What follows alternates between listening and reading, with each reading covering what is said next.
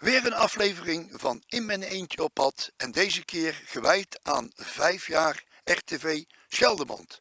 Want in januari 2016 ben ik gevraagd om langs te komen bij RTV Scheldemond in Oostburg in Time Out. En ik heb een afspraak gemaakt met Kees Hoek en Joël Duinkerke van RTV Scheldemond om mijn plannen in mijn eentje op pad 5 jaar geleden te presenteren.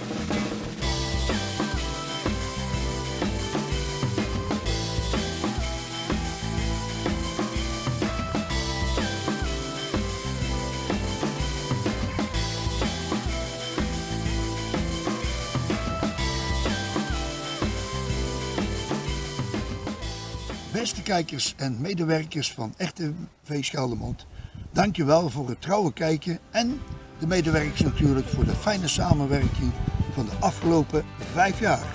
Tot ziens! Laten we dansen, liefste, dansen aan de zee.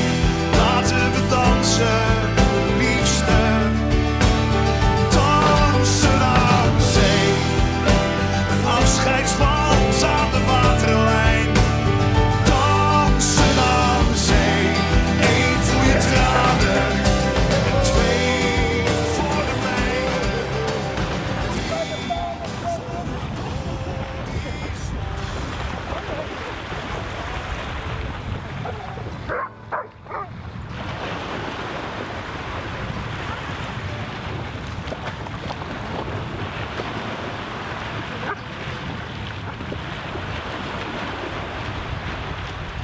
Dit was aflevering 1 van RTV Scheldemond. Tot de volgende keer. Ik wil u ontzettend bedanken voor het kijken en ik wil Jan Rubbens ontzettend bedanken om dit allemaal mogelijk te maken.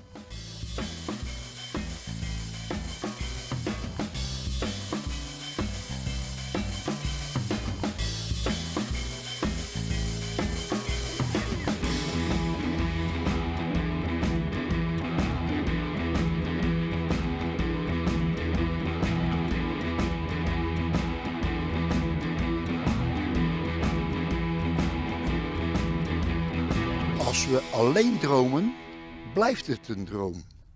En als we samen dromen, wordt het werkelijkheid.